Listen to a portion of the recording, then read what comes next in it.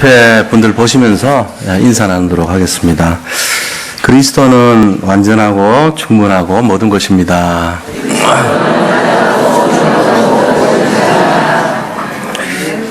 복음의 증인 됩시다.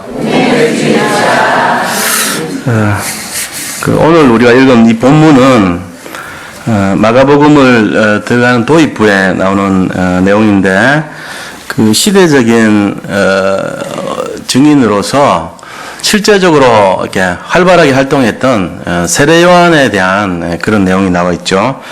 그래서 세례 요한이 이렇게 증거했던 그 복음에 앞서서 했던 그 내용이 무엇인가를 살펴보면서 우리가 그 세례 요한의 삶을 통해서 복음을 어떻게 증거하는 증인으로 살아야 되는지 거기에 대한 좀 내용을 알게 되면 좋겠고요.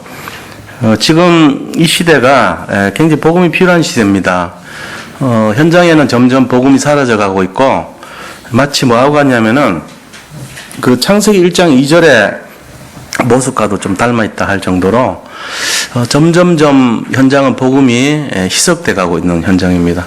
흑암과 혼돈과 공허가 복음이 있어야 될 자리를 차지하고 재앙이 자꾸 밀려 들어오고요. 갈수록 전 세계는 복음 말고 다른 우상들이 자리 잡고 있죠. 그래서 지금 시대가 마지막 시대 말세와 같은 그런 분위기로 자꾸 가고 있어요. 그래서 이 말세 때 심판의 하나의 증거 비슷하게 나온 것이 엘니뇨라는 그런 현상이 있죠. 엘니뇨 뜻이 뭔지 아세요? 엘니뇨? 그 이렇게 바닷물이 일정 부분이 수온이 높아져 가지고 그 위에 이렇게 환경이 바뀌는 거예요. 그래서 나라마다 이 물이 부족하고 우리 막 가뭄이 많이 이렇게 왔잖아요. 그것도 엘니뇨 현상 때문이라 그러거든요. 그리고 또 어떤 곳에는 막 폭우가 막 내리기도 하고 이럽니다. 근데 그 엘니뇨 뜻이요, 하나님의 어린 아들 이런 뜻이에요. 그 누구죠? 예수님이잖아요. 예수님이란 말을 왜 거기다 하필 집어넣었을까요? 뭔가 이렇게 시사하는 의미가 있죠. 마지막 시대의 영적인 어떤 심판에 대한 부분을 이렇게 메시지로 전달하는 것 같은 그런 의미가 좀 이렇게 포함된 것 같아요. 지금 이 시대가 흑암, 혼돈, 공허가 자리 잡고 있는 시대라면 무엇을 잃어버린 시대가 되고 있냐면요, 진짜 그리스도가 희미해져 가고 있는 거예요. 복음 그러면 그냥 우리가 막연하잖아요. 복음이 뭔지 모르니까. 그리스도 그러면 그리스도 알지, 예수 그리스도 그거 아니야. 근데 그것도 잘 모르는 사람 많아요. 그리스도가 희미해져 가고 있는 시대가 되고 있어요. 그래서 우리가 지난 주간에도 가장 중요한 것이 교회 본질은 이 그리스도를 회복해야 된다는 것이 우리가 얘기했던 본질입니다. 그리스도를 놓쳐버리면 교회가 존재할 이유가 없는 거죠. 그래서 교회 앞에 붙이는 이름들 보면은 전부 대한예수교, 예수가 들어가든지 아니면은 무슨 그리스도교, 이 그리스도가 들어가든지 둘 중에 한 개는 꼭 들어가요. 예수님 아니면 그리스도, 이 두 개는 들어가야 돼요. 왜요? 무슨 장로회, 무슨 뭐 침례회, 무슨 오순절 이런 거 하더라도 하나님이나 성령이나 그리스도 이 중에 하나는 꼭 들어가야 된다는 거예요. 우리가 그걸 중심으로 했기 때문에. 오순절은 하나님의 성회라 그러죠. 우리는 대한예수교 장로회, 예수를 믿는 장로회 모임이죠. 또 무슨 뭐 한국 그리스도 무슨 침례회 뭐 이런 식으로, 예를 들면 그런 식으로 뭔가가 그런 중심이 딱 표방이 되잖아요. 제일 중요한 게 예수님, 그리스도 이런 거예요. 이쪽에 대한 것이 강조가 안 되면은 교회 본질 자체가 흔들리는 거라는 거죠. 그래서 여기에 대한 내용들이, 중요한 요절들이 마태복음 16장 16절. 주는 그리스도시요 살아계신 하나님의 아들이십니다. 출애굽기 3장 18절. 희생제사. 그 그리스도의 보혈을 설명하고 있잖아요. 희생제사라는 것은. 이사야서 7장 14절. 뭐죠? 처녀가 잉타하여 아들을 낳으리니. 그리스도의 증거거든요, 이게. 처녀가 아들 낳는 게 그리스도라는 증거예요, 그게. 그리고 마태복음 1장 23절. 역시 처녀가 잉타하여 아들이니 그 이름을, 아들을 낳으리니 그 이름을 임마누엘이라 하리라. 임마누엘. 그쵸? 이게 그리스도 설명하고 있는 거거든요. 그러면서 그리스도에 대한 내용들이 성경 전체 주제고 내용들입니다. 우리가 이 시대가 흑암이 가득하고 혼돈과 공허가 가득하다는 얘기는 그리스도라는 본질을 놓친 사람들의 살아가는 모습 때문에 그런 거예요. 무엇에 뺏겼을까요? 교회조차도 그리스도 말고 다른 것에 뺏겼죠. 복을 많이 받으려고 그래요. 기복신앙, 그 다음에 우상, 그리스도 말고 다른 거, 성공. 이제 이런 것들이 창세기 3장의 문제로, 창세기 6장의 문제로, 창세기 11장의 문제로 우리에게 다가오고 있는 것입니다. 그래서 그것을 이 한 시대에 회복하기 위한 운동의 첫 출발점이 누구였냐면은 세례 요한이었어요. 구약 시대 때는 적극적으로 복음 전하지 않았죠. 선민 사상에 빠져가지고. 근데 이 세례 요한은 그리스도의 길을 예비하러 온 자예요. 그래서 굉장히 활발하게 적극적으로 증거를 했습니다. 오늘 그거에 대해서 우리가 나눠봐야 돼요. 그래서 지금 이 시대가 영적인 모든 곳에 영적인 위기 시대가 오고 영적으로 희미한 시대가 왔다면 우리가 여기에 대해 가지고 어떻게 이 희미하고 영적으로 정말 위기감이 오는 이 시대를 우리가 대처를 어떻게 할 것인가, 여기에 대한 답을 갖고 있어야 되죠. 희미하고 복음이 사라진 시대 우리 속에 있는 각인은 어떤 각인일까요? 복음 없는 각인입니다. 복음 없이도 세상 중심으로 살아갈 수 있는 각인이 우리 속에 굉장히 박혀 있는 거예요. 복음이 없이 우리 속에 들어가 있는 각인이 얼마나 무서운지 우리는 몰라요. 그런데 이렇게 그냥 살아가 버리면 우리 자손들이요, 분명히 문제 속에 시달리게 돼 있어요. 지금도 전 세계 사람들이 굉장히 어렵게 시달리고 있습니다. 시달리고 있는데 자기들은 시달리는 이유가 뭔지를 몰라요. 뭐라고 생각하냐면 내가 성공을 못해서, 내가 돈이 없어서, 내가 뭔가 능력이 부족해서, 내가 무능력해서 이렇게 생각하지, 내가 그리스도를 못 만나서 이렇게 생각하는 사람은 거의 없다고요. 불신자들은 대부분요, 내가 이렇게 사는 이유가 복음이 없어서, 그리스도가 없어서, 내가 언약을 놓쳐서 이런 줄을 몰라요. 그런 얘기를 들어본 적도 없고, 내가 영적으로 희미하고, 내가 이 영적으로 혼미하고, 영적으로 쏟고, 영적으로 연약해서 그렇다는 사실을 아는 사람은 거의 없어요. 그냥 자기가 부족해서 그렇다고 생각해요. 겸손하게. 자기가 연약해서 그렇다고 생각해요. 이게 아니거든요. 그 사람이 그렇게 어렵고 시달리고 힘든 이유는 오래된 영적 문제 때문이고, 영적으로 시달리기 때문에 그런 것이고, 영적으로 복음이 없어서 그런 것인데, 그런 얘기를 들어본 적이 없거든요. 그래서 우리가요, 세상 속에 있는 각인이 무서운 거예요. 세상에서 내가 보고 들은 것 때문에 나는 영적인 사실을 전혀 모르고 살아도 그냥 편하게 사는 거예요. 제가 옛날에 태권도를 배우러 한번 가봤어요. 태권도장을 갔는데 한 1년 정도 다녔죠. 그런데 저는 그때 흰 띠에서 시작했으니까 노란 띠 따고 이럴 때 되게 좋더라고요. 기분 좋고 올라가기만 하는데. 근데 검은 띠인데도 몇 단 되는 분이 있어요. 사범이 아닌데 그냥 와서 운동하는 분이에요. 제가 볼 때는 참 멋있더라고. 사람이 운동신경도 좋고 발놀림이나 모든 이렇게 하는 내용들, 동작이 우리하고는 거의 차원을 달리하는 그런 분이니까 참 대단하다 이런 마음이 들더라고요. 그런데 좀 신기한 게 그 사범님이 그분을 직접 지도를 해줘요. 지도할 때마다요, 혼내는 거예요, 막 나무래요. 나 이해를 못했거든요. 저렇게 잘하는 사람을 왜 나무래지? 근데 1년 내내 그렇게 혼내요. 계속 야단 맞더라고. 제가 볼 땐 너무 잘했는데. 그래가지고 속으로 너무 잘하니까 사범님 질투하나? 이제 내가 고등학교 때니까 이제 그런 생각 수준밖에 안 됐죠. 그 정도로 오해를 할 정도로 야단을 막 맞더라고요. 근데 어느 날 얘기하는 데서 내가 이유를 알았어요. 뭐라 그러냐면은 너 그 따위로 하려면은 앞으로 이 도장 오지 마 그러더라. 되게 잘하는 사람인데 그러면서 어디 학교에서 배운 가락을 여기서 써먹고 있어 이러더라고. 그래서 내가 알았어요. 이 사람이 학기도 유단자인 거예요. 학교에서 배운 어떤 그런 여러 가지 그 기법이 몸에 배어 있는 거예요, 이 사람이 이미. 그래가지고 태권도에서는 예를 들면 이렇게 나가야 되는데 학교에서 배운 식으로 이렇게 나가는 게 아니고 이렇게 가는 척하면서 이렇게 돌리고 지만대로 해버리는 끝에 살짝 변형시키는 거예요, 뭔가가. 그 사보면 알잖아요. 그것만 계속 하는데 왜 모르겠어요. 수천 번을 이렇게 하고 있는 사람이 이렇게 해가지고 조금 이렇게 하면 뭔가 다르잖아요.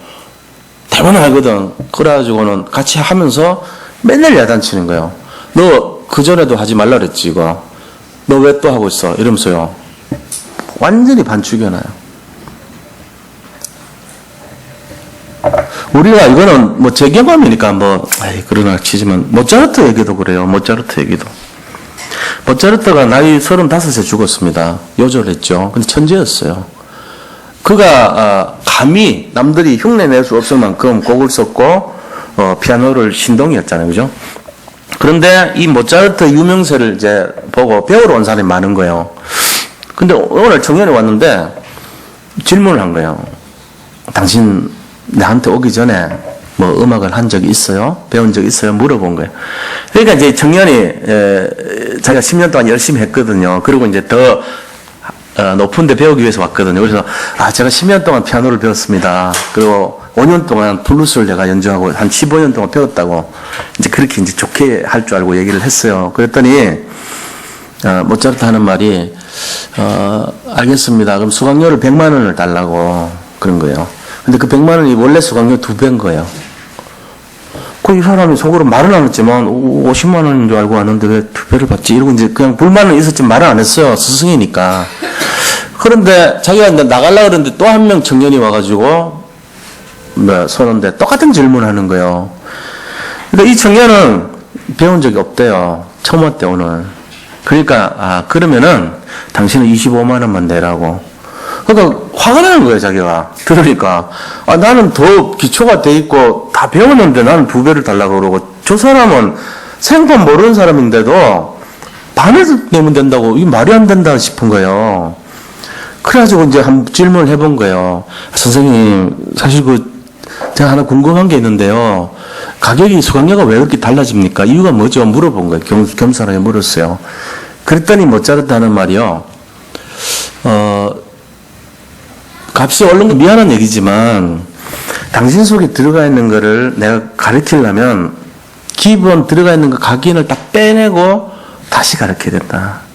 나는 무지하게 어렵다 그게. 그런데 이 사람은 한 번도 배운 적이 없기 때문에 내가 하라는 대로 그대로 하기만 하면 되기 때문에 난 너무 쉽다는 거예요. 우리가요 이 각인이라는 게 굉장히 무섭습니다. 세상 속에서 우리가 별거 아닌 것 같지만요 세상 성공과 세상 우상과 세상 물질에 너무 마음 뺏겨가지고 그것만 오직으로 바라보던 사람들의 각인은요 이 복음이 들어가기가 너무 어려워요.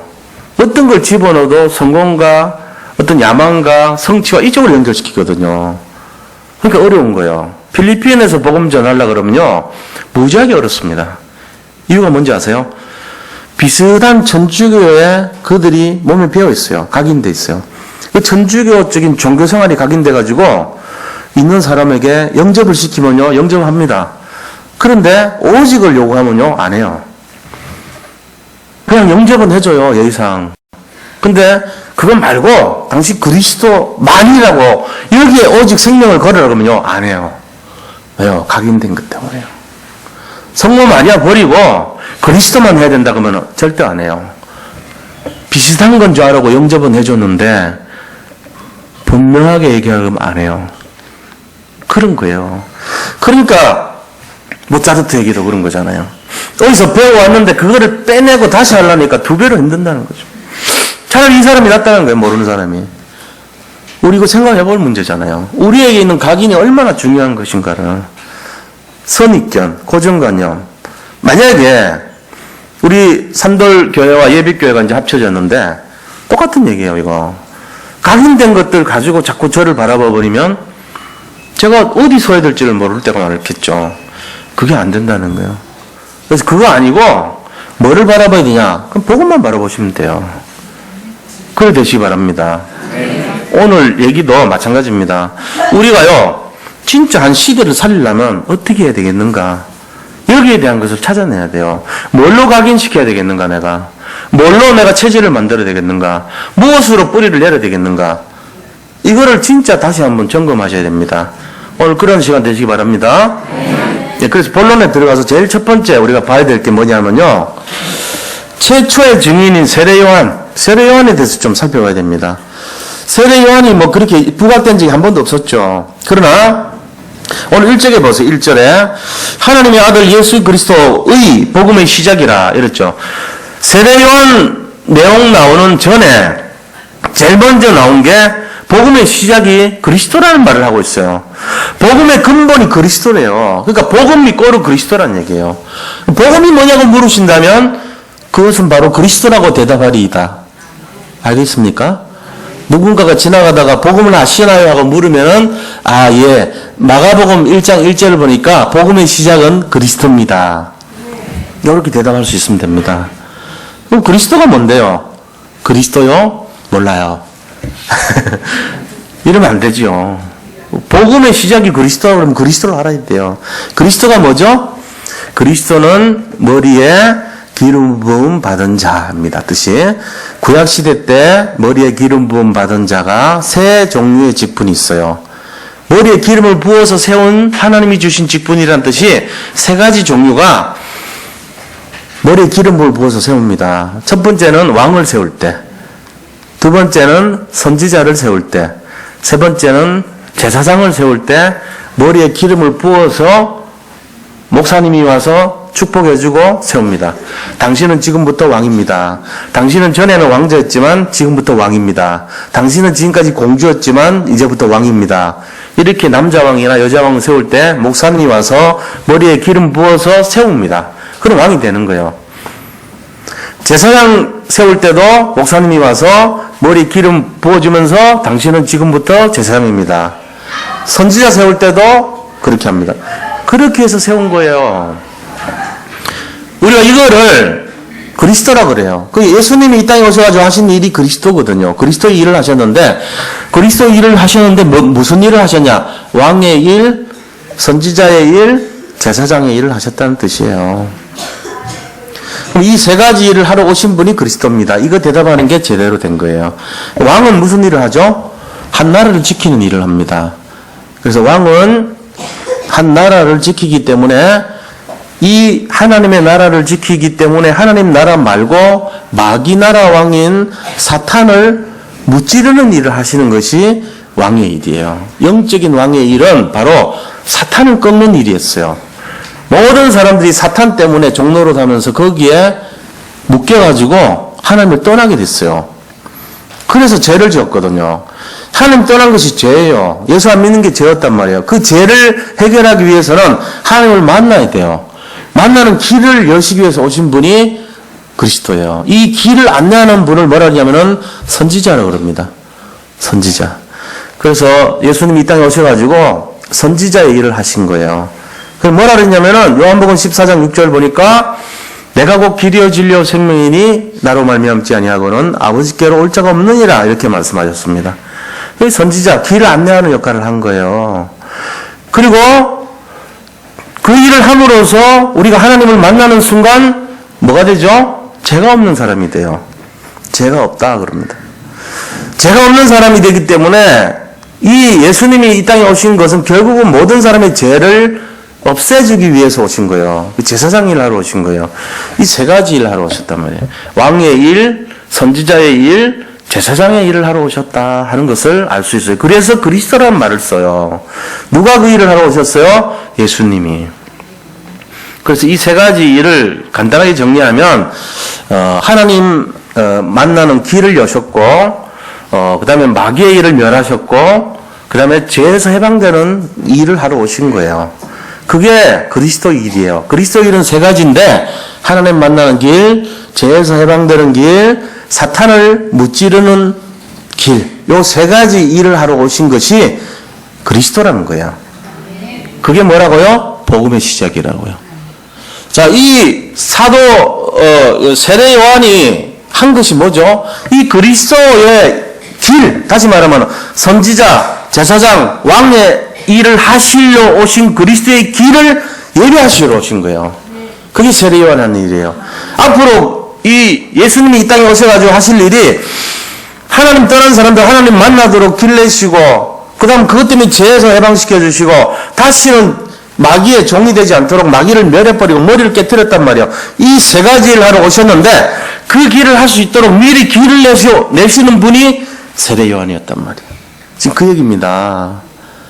이 복음의 길을 하러 오신 예수님이 일을 앞으로 할 수 있도록 오실 예수님, 초림하실 예수님, 첫 번째 오실 예수님의 길을 안내하러 오신 분이 세례 요한이었다는 거예요. 그래가지고 그 일이 구약에 예언되어 있었어요. 말라기 3장 1절하고 이사야서 40장 3절에 보니까 이렇게 됐어요. 뭐라고 되어 있습니까? 오늘 본문에 보니까 보라 내가 내 사자를 내 앞에 보내노니 그가 내 길을 준비하리라.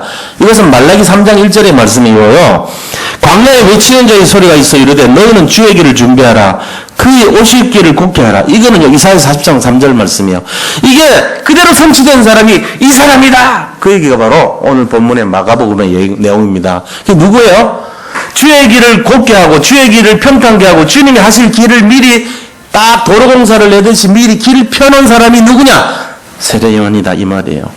우리가 여기서 발견할 게 뭐죠? 이 말에서 구약에 선포된 말씀은 반드시 성취되는구나, 이걸 알 수 있죠. 그래서 우리가 잡아야 될 게, 우리가 말씀이 성취되는 걸 보려면은 뭘 들어야 돼요? 뭘 잡아야 돼요? 말씀만 잡아야 돼요. 말씀을 굳게 잡으시기 바랍니다. 한 주간에 말씀을 잡아버리면 우리 인생에 어느 날 그게 성취돼요. 내가 말씀을 딱 잡고 있잖아요. 내 평생의 말씀이 그대로 응답될 줄 믿으시기 바랍니다. 지금 오늘날 사람들의 문제가 뭐냐? 말씀을 가까이 하지 않아요. 말씀을 놓쳐버려요.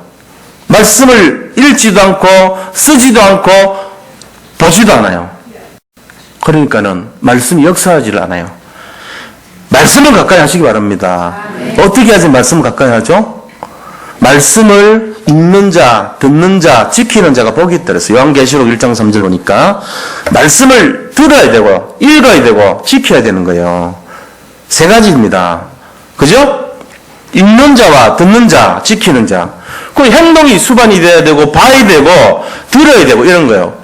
그게 한꺼번에 할 수 있는 데가 어디입니까? 이 예비장소란 말이에요. 강단에서 선포되는 말씀, 시대적인 증인의 삶이라면 오늘 주제가 뭐죠? 예수님이 이거 증거해야 되겠구나. 예수님이 이런 일 하러 오셨는데 세례 요한이 이거 미리 하셨구나. 그래서 나도 예수님 길을 준비하는 세례 요한 같은 일을 내가 해야 되겠구나. 이게 말씀이란 말이에요. 이거를 꼭 잡으시기 바랍니다. 이거 잡아야 돼요. 이거 잡자고 우리가 모여서 예배 드리는 거예요. 세례 요한이 시대적인 일을 했는데 그 일이 뭐 어떤 일이냐? 주님이 오실 초림의 길을 닦았단 말이에요. 그러면서 이 세례 요한 당시에 세례 요한을 따랐던 사람들이 얼마나 많은지 그때 신학자, 그 시대의 역사학자가 기록을 해놨는데 30만 명 정도 됐대요. 세례 요한을 따라다녔던 사람들이 30만 명. 언제요? 2000년 전 예수님 오시기 전에. 2000년 전 예수님 오실 때 30만 명이 지금 30만 명하고 같아요? 다릅니다. 우리나라 1950년대 30만 명하고 지금 30만 명 달라요. 그런데 2000년 전에 30만 명이면은 이거는 지금 300만 명이에요, 지금. 300만 명도 더 돼요, 어쩌면은. 자, 우리 다락방 멤버들이 전체 모이면 대충 몇 명이라는지 아세요? 35만 명. 그러다가 조금, 그거 너무 많다 그래가지고 조금 깎아서 30만 명. 그것도 조금 약간 지금 진빙성이 있는지 없는지 모르겠는데, 하여튼 대충 그 근처로 잡아요. 이렇게. 30만 명 그래요, 우리. 그래서 그 총재가 누구십니까? 유광수 목사님이십니다. 그럼 인원수를 볼 때, 유광수 목사님이나 세례 요한이나 비슷하게 따라다녔던 사람들이 있었다는 얘기잖아요. 그러면은, 세례 요한의 지위라는 게 어느 정도인지 충분히 상상이 되죠. 근데 제가 볼 때는 그 한 10배나 100배는 더 돼요, 사실은. 왜? 인원이 그때는 훨씬 많았거든요. 지금하고 비할 바가 아니거든요. 그렇다면은 세례 요한의 마음속에 뭐가 들어가야 당연하죠? 진짜로 보면. 인간인데. 교만이 삭혀야 돼요. 자기가 굉장한 거예요. 주의 길을 예배하기는커녕 자기가 한 주의 길 비슷한처럼 행동해야죠. 그렇습니까? 우리가 왜 오늘 세례요한을 이렇게 들은 줄 아세요? 제가 왜 세례요한을 인도받은 줄 아세요? 이분의 정체를 좀 파악해 보자는 거예요. 자, 세례요한의 자세가요, 오실 주님의 길을 말씀대로 성취하고 행동하기 위해서 어떻게 했나 하는 걸 봐야 돼요. 세례요한의 복음을 전한 자세 딱 보면요, 어떻게 됩니까? 그는요, 입고 있는 모습 보면 돼요. 낙타 털옷을 입고 허리끈을 딱 메고, 그 다음에 메뚜기를 먹고 석청, 돌에서 나오는 꿀을 먹었다 이거예요. 다시 말하면은 좋은 빵 먹고 좋은 집에서 잠자고 좋은 옷을 입고 이런 게 아니라는 의미야 이게. 우리 거꾸로 생각하면 세례요한 털옷 입었네, 대단하다. 웰빙 음식 먹었네, 메뚜기 석청, 완전 고급 최고. 석청 그런 거는 지금 뭐 막 100만 원씩 막 일하잖아요. 비싼 거는. 히말라야산 그 꿀 이런 거는 몇백씩 한단 말이에요. 되게 비싼 건데. 거기다가 메뚜기 단백질 공급원에 어떠면 그런 거 먹고 좋은 공기에서 하나님 바라보고 야, 멋지게 살았구나. 이런 얘기 하자고 기도한 게 아니에요. 이 그런 의미가 아니라니까요. 자기에게 맡겨진 이 사명 감당하기 위해서 먹을 거, 입을 거, 뭐 마실 거 이런 거 신경 안 썼다. 그 얘기 하는 거예요 지금. 그러니까 복음을 위해서 완전 올인해버린 거 있죠. 거기에 색을 들이고 자기라는 게 없어진 거예요. 30만 명이 따라다니는데도 불구하고 입에서 나오는 말이 전부 다 뭡니까? 나는 주의 길을 예비하러 온 사람이다. 너희들은 회개하라. 그러면서요, 내 뒤에 오실 자는 나보다 더 훌륭한 분이니까 나는 그의 신발끈도 맬 자격이 없다. 이렇게 말했습니다. 유광수 목사님이 말씀하시는데, 나는 주님의 길을 예비하러 온 자다. 나는 주님의 신발끈도 맬 자격이 없는 사람이다. 당연히 그렇게 말씀하고 계세요 지금. 그러니까 하나님 쓰시는 거예요. 그런데 영생교 교주같이 내가 바로 그 그리스도야. 나를 따라. 모든 전 재산을 나에게 바쳐. 이러면서 떨려가면서 살고 싶거들랑 재산을 바쳐라. 금액이 많을수록 삭감을 받는다. 이러면서 그걸 하면은 그 영생교거든 말하자면. 그런 사람이 한국에 30 몇 명 있대요. 그렇게 하면 그거 되겠어요? 그럼 안 쓰시죠 하나님이. 그런 거 안 하니까 하나님이 자꾸 높여주잖아요. 그 우리 단체 안에 보면요, 참 겸손한 사람 많아요. 제가 우리 노회에 이번에 그 개척한 목사님 있거든요. 근데 이제 지금 한 100명 넘어서더라고 보니까. 저 어디 있냐면은 서초동 쪽에 이제 있어요. 그 박주영 선수 그 이제 자기 매형 되죠, 매형. 그 우리 노회 이제 제가 부석이거든요. 노회 임원이 제가. 근데 거기는 이제 회록 부석이라. 회의록 기록하는 거에 이제 보조 역할을 하는 걸로 이번에 이제 뽑았어요. 그러니까 임원회 하면 같이 모이잖아요. 모이는데 이렇게 하는 모습을 제가 보잖아요. 같은 목사지만. 모습 보면은 참 겸손해요, 사람이. 하여튼 느낌이 무지하게 바쁘더라고 보니까 본부일 하면 막 시간이 막 초를 다투게 그렇게 살더라고.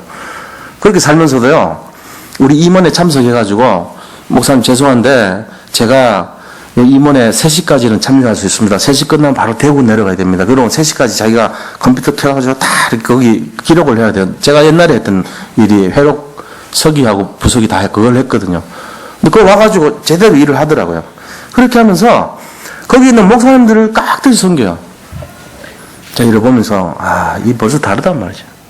장성도 목사를 제가 만나가지고 한 달 동안 캠프하면서 집중 훈련할 때 같이 다녔어요. 옆에 옆자리에 앉아 있는데 딱 하는 거 보니까요, 사람이 굉장히 존경심이 생기더라고. 나이는 젊었는데도. 자기 부목사 아니야 어차피 교회. 근데 사람을 딱 끄는 뭐가 있더라고, 느낌이. 굉장히 겸손하구나. 예의 바르다 이게 아니에요. 딱 겸손한 거예요. 말을 한마디 하더라도, 행동을 하더라도 굉장히 조심스럽게 합니다. 한 10번 생각하고 하는 것 같아요. 저렇게 해갖고 되겠나 할 정도로. 저렇게 해서 좀 질리지 않겠나 할 정도로 거기 있는 선배들을 섬기는 자세로. 그러니까 내가 옆에 계속 한 달 있으면서 어떤 마음이 생기냐면은, 이 양반, 진짜, 참 괜찮네, 사람. 이 생각이 딱 드는 거예요. 그 말하는 거 메시지 딱 들어보면 또 배어있거든, 그게. 그래 돼야 안 되겠습니까? 30만 명 따라다니고, 자기를 추종하고, 사람들이 자기를 존경한다 해가지고, 거기서 막 건방을 떨고, 자기가 다 아는 것처럼 막 얘기를 하고, 이래버리면요, 아무것도 안 되잖아요. 그러니까 이 세례요한이 잡혀가가지고, 헤롯의 비리를 얘기했을 때, 그 헤롯이 무슨 짓을 했는데요? 자기 동생, 헤롯, 어딥니까? 빌립. 헤롯 안디바가 그랬거든요. 헤롯 안디바 형이에요. 그 헤롯 빌립이라는 동생을요, 동생 부인을 가르쳤어. 이 둘이 이제 좋아진 거지. 그래서 그 부인이 헤로디아예요. 그 헤로디아가 이 헤롯 안디바하고 이렇게 눈 맞아가지고 동생 죽여버렸다니까. 자기 남편을 죽게 만들었다면. 그러니까는 이거를 본 세례 요한이 가만 놔두겠어요? 회개하라 하고 드러나오지. 그 잡아들였다고. 감옥에 잡아들였잖아요. 근데 못 죽였습니다. 보통 같으면 죽일 건데 못 죽였어요. 왜 못 죽였냐? 저 30만 명의 사람이 민중봉기하고 구테타 일어나면은 큰일 나잖아요. 자기 감당이 안 되는 거예요. 언제 죽였어요? 술이 취해서 죽였죠. 살로메라고 하는 그 헤로디아의 딸이 춤을 막 추는데 네 소원이 뭐냐 얘기하니까 저 세례요한 목을 이 정반에 담아 오는 것이 제 소원입니다. 이랬다면 엄마가 시켰다고. 맨날 눈에 가시같이 그 비리를 얘기하니까 그때 할 수 없이 죽인 거야. 겁을 내면서. 그런데 결국은 충이 먹어 죽죠. 그래 되는 거예요. 하나님 심판받잖아요. 이런 것처럼 우리가요, 이 세례요한의 건세라고 한 거는 굉장히 막강했습니다. 그런데 세례요한의 자세는요, 이 언약 성취를 위해서 완전히 자기는 거기에 올인을 했고, 자기 사명이 뭔가를 분명히 거기에 인도를 잘 받았고, 자기 삶은 없었어요. 복음을 위해서 생을 건 거예요. 그러면 이 세례요한이 던졌던 메시지 내용이 뭔지 아세요? 자, 우리가 세례요한에 대해서 한번 정리를 할 때 떠오르는 게 없죠. 세례요한은 잡히는 게 없죠. 오늘 잡으세요. 세례요한이 말했던 메시지 두 가지입니다. 세례요한이 이 땅에 와서 전달하고자 하는 메시지가 두 가지였어요. 첫 번째는 너희가 하는 짓이 너무 세상적이고 육신적이고 마귀적인 거다. 그러니까 너희가 회개해야 된다. 너희가 사는 것이 전부 세상적이고 마귀적이고 육신적인 삶이니까 회개해야 되는데 물세례를 받아라. 이게 첫 번째 메시지입니다. 세례요한의 첫 번째 메시지, 회개하라. 그래서 물세례를 받아라. 이게 첫 번째 메시지. 자, 두 번째 메시지. 세례요한의 두 번째 메시지는 그러나 이 물세례로서는 이 물세례 가지고는 완전하지 못하다. 나 뒤에 오시는 분이 주는 그 세례를 받아야 되는데 그게 바로 성령 세례다. 이거 말한 거예요. 그러니까 내가 주는 이 물세례보다 더 중요한 세례가 영적 세례다. 그 세례는 그리스도께서 주시는 세례다. 이게 두 번째 메시지입니다. 세례 요한이 했던 메시지가 이 두 가지예요, 사실은. 이해하십니까? 결국은 뭐가 중요하다는 얘기하고 간 거예요, 세례 요한은? 30만 명이나 그를 추종하고 따라다니고 그 제자인 야고보와 요한까지도 나중에는 예수님 따라다녔잖아요. 처음에 세례 요한 제자였어요. 그런 정도로까지 따라다녔는데 그 핵심적인 메시지 내용이 뭐냐면은 바로 내가 너희들에게 선포하는 이 물세례보다 더 중요한 것이 예수님의 성령 세례를 받아야 된다. 이거였다는 거예요. 다시 말하면 가장 중요한 것이 예수를 믿어야 된다. 예수님이 주는 세례를 받아야 진짜 진정한 세례다. 진정한 회개가 그거다. 이렇게 얘기한 거예요. 이게 세례 요한의 일입니다. 이게 뭐라고요? 우리가 해야 될 일이라니까 이게. 시대적인 증인의 삶을 살았던 세례 요한이 했던 일을 우리도 해야 돼요. 세례 요한은 뭘 했습니까? 초림을 준비했습니다. 우리는 뭘 준비해야 됩니까? 재림을 준비하셔야 돼요. 이게 지금 다락방 복음운동의 핵심입니다. 자, 그래서 두 번째입니다. 두 번째. 우리가 감당해야 될 내용이 뭐냐? 시대적인 증인의 삶이에요. 시대적 증인의 삶. 자, 우리는 뭘 해야 된다고요? 예수님의 재림을 준비해야 됩니다. 예수님의 재림의 증거가 뭐죠? 마태복음 24장 14절 말씀이에요. 이 천국 복음이 땅까지 전파되어야 그제야 끝이 오리라 그랬어요. 이 천국 복음이 땅까지 전파되어야 하리니 그제야 끝이 오리라. 이게 증거입니다. 다민성결같이 날짜 정하고 뭔 증거를 이상한 증거 보고 이게 아니에요. 유일한 증거는 땅끝까지 복음이 전파되는 그날 그때가 끝이라는 거예요. 우리는 지금 그 일을 위해서 달려가고 있습니다. 이 재림의 증인이 되시기를 축복드립니다. 이 재림의 증인이 되시고 시대적인 증거를 가진 그 응답 속에 우리가 들어와 있다는 것을 굳게 믿으시기 바랍니다. 하나님이 우리를 망하게 하려면 망하게 할 수가 없어요. 하나님은 우리를 망하게 할 수가 없어요. 이유가 뭐냐? 언약을 잡았기 때문에, 말씀을 잡고 있기 때문에, 우리는 이 말씀 속에서 살아가고 있기 때문에 절대로 흔들리지 마시기 바랍니다. 지금의 현실 문제, 하나님이 우리를 당당하게 최고로 가장 귀하게 쓰실 줄을 믿으시기 바랍니다. 이거 잡아야 돼요. 이유는 예수님의 재림을 준비하는 시대적인 증인의 삶을 살기 때문입니다. 이거밖에 없어요. 그래서 우리 자신들은요, 뭐 해야 됩니까? 그리스도 유일성을 선포하면서 이 세례요한과 같이 겸손으로 띠띠우고 오직 그리스도를 전파하는데 올인하시기 바랍니다. 그밖에 없습니다. 이 마지막 시대, 지금 이런 사인을 많이 보여주잖아요. 그런데도 눈치를 채야 돼요. 세례 요한이 주님을 높일 때 뭐라는지 아세요? 요한복음 3장 30절 보니까 그는 흠하여야 하겠고 나는 쇠하여야 하리라.